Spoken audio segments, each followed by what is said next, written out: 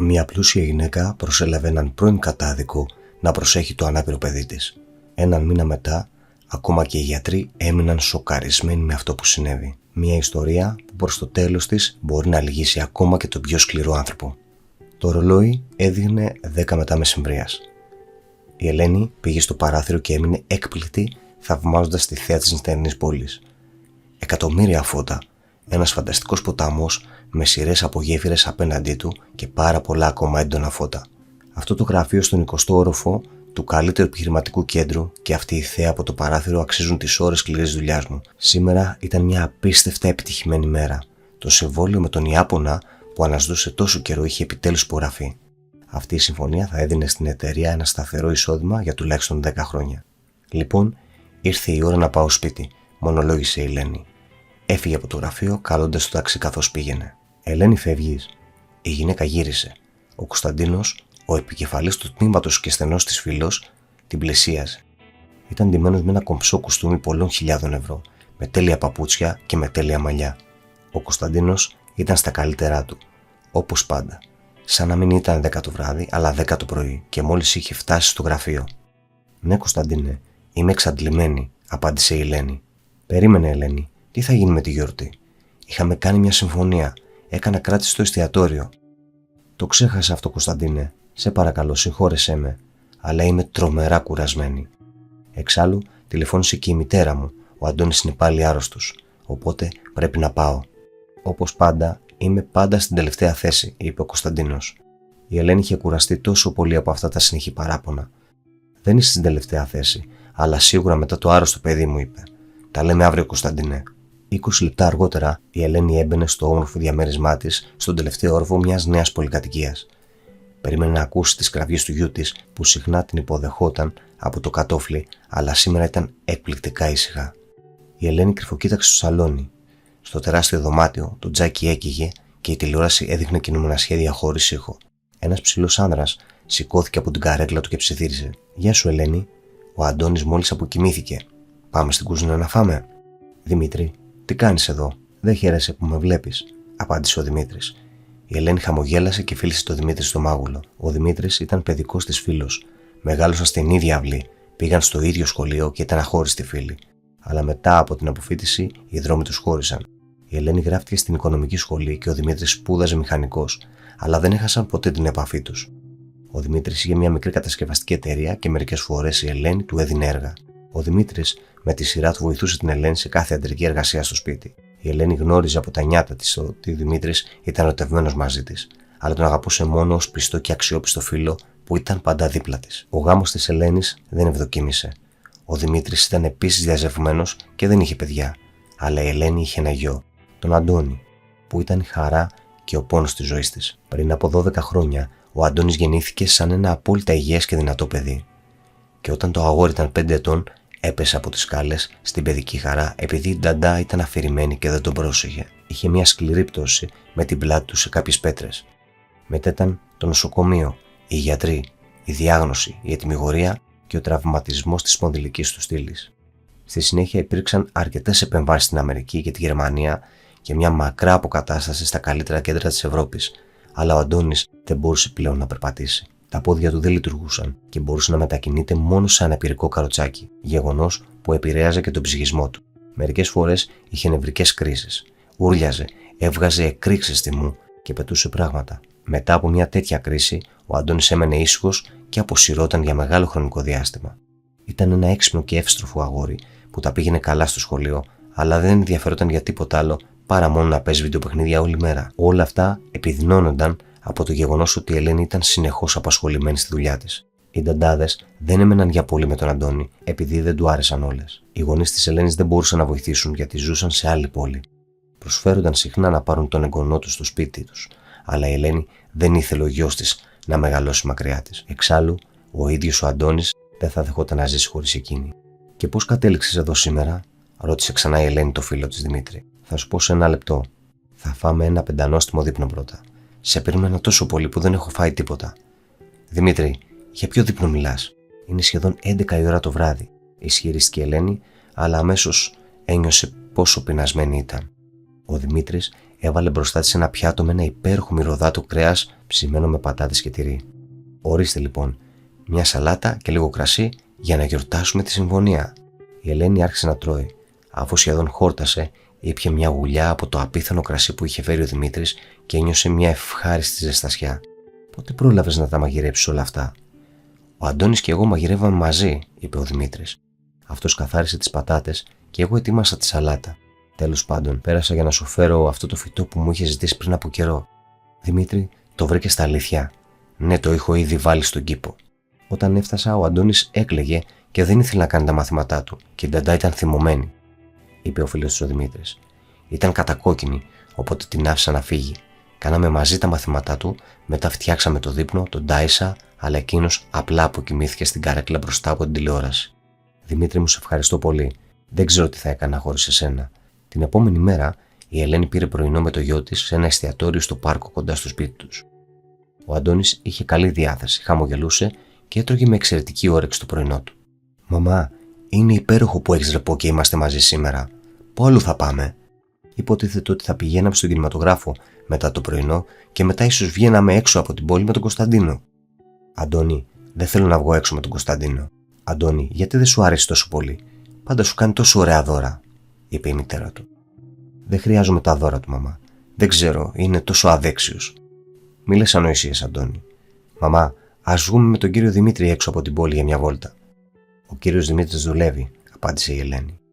Κύριε Νίκο, φώναξε ξαφνικά ο Αντώνης. Η Ελένη γύρισε και είδε έναν ηλικιωμένο άντρα με γκρίζα μαλλιά, έναν επιστάτη που σκούπιζε εκεί κοντά. Αντώνη, πόσες φορές σου έχω ζητήσει να σταματήσεις αυτή την παράξενη επικοινωνία? Ο επιστάτης περπάτησε προς το τραπέζι τους. Γεια σου, Αντώνη.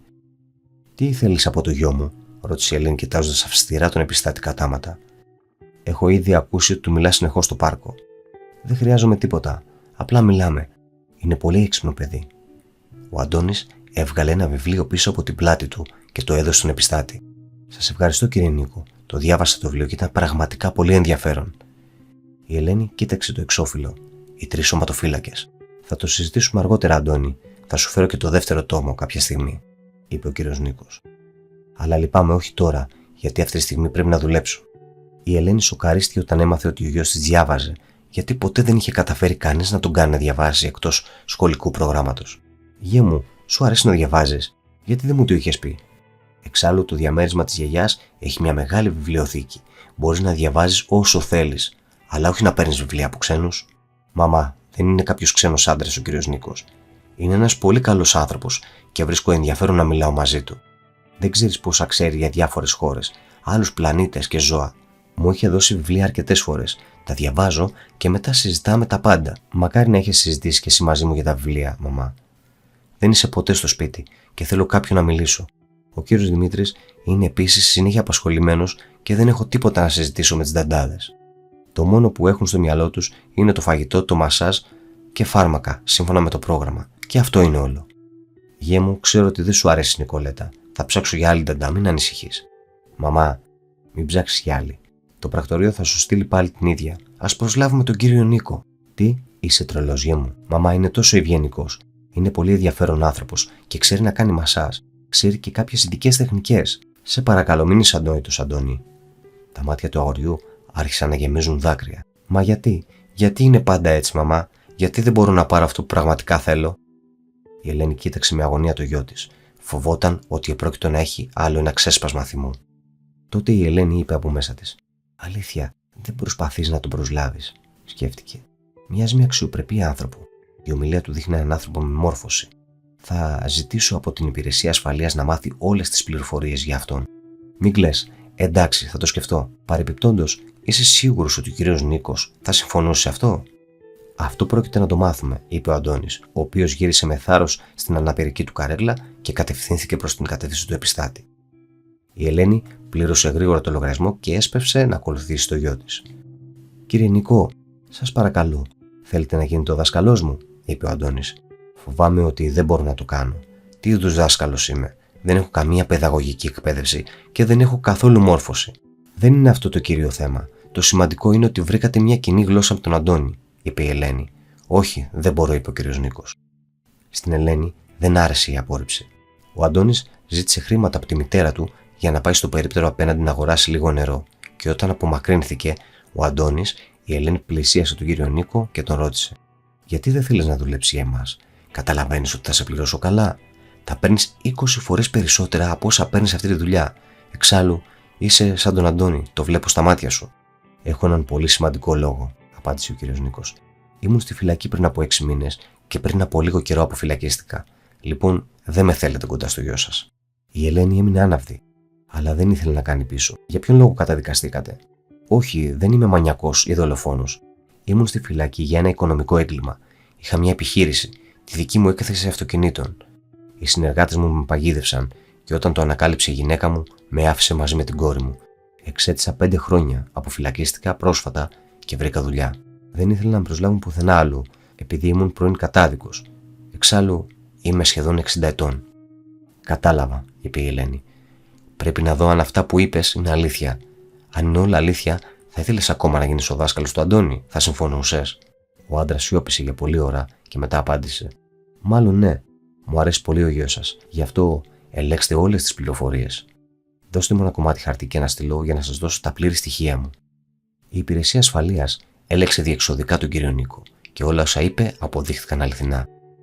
2 μέρες αργότερα ξεκίνησε τη νέα του δουλειά και η ευτυχία του Αντώνη ήταν απέραντη. Αλλά η Ελένη δεν μπορούσε να χαλαρώσει.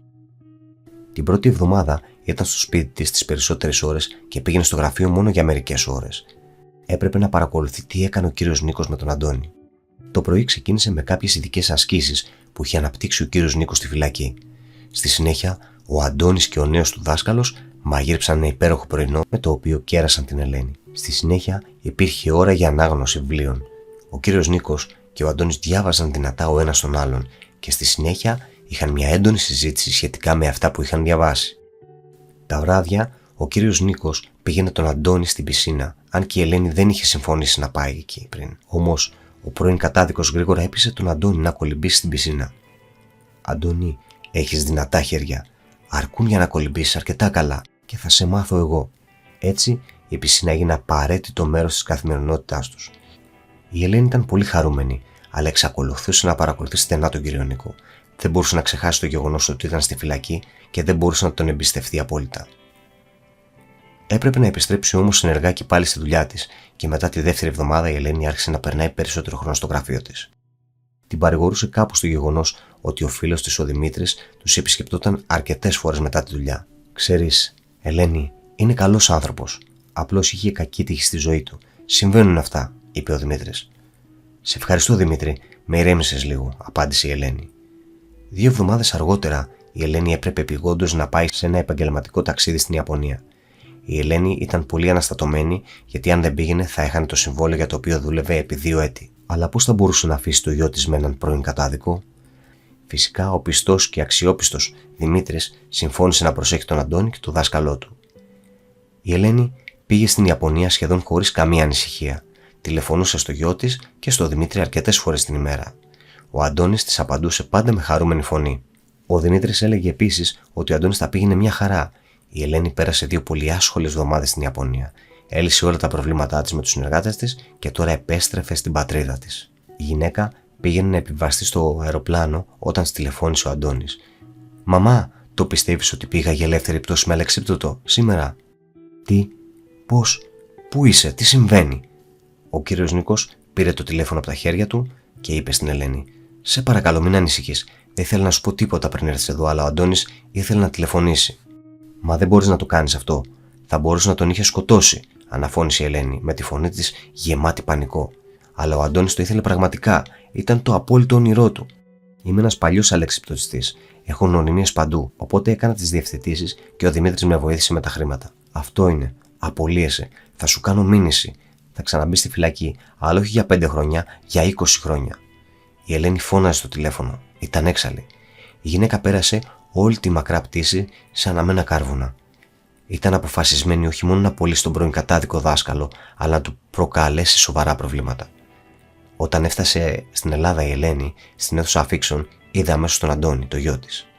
Στεκόταν όρθιος, στηριζόμενος ελάχιστα στον μπαστούνι του, και στο άλλο χέρι του κρατούσε ένα τεράστιο μπουκέτο πεόνιες.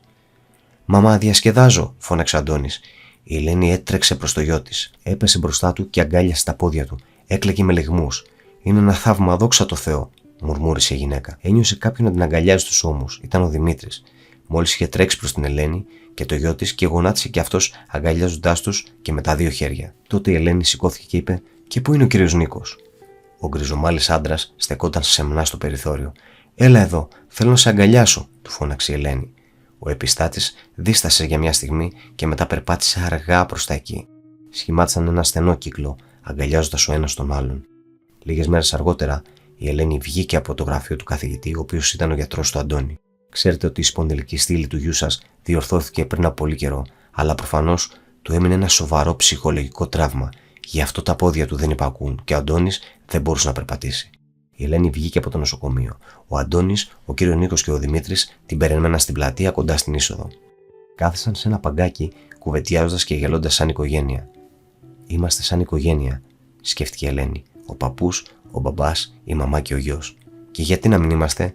Ο κύριος Νίκος σίγουρα δεν πρόκειται να πάει πουθενά». Η Ελένη τότε συνειδητοποίησε πόσο αγαπάει τον Δημήτρη, γιατί την είχε βοηθήσει τόσα χρόνια. Η Ελένη χαμογέλασε ευτυχισμένη και περπάτησε στο μονοπάτι προς τους άντρας της.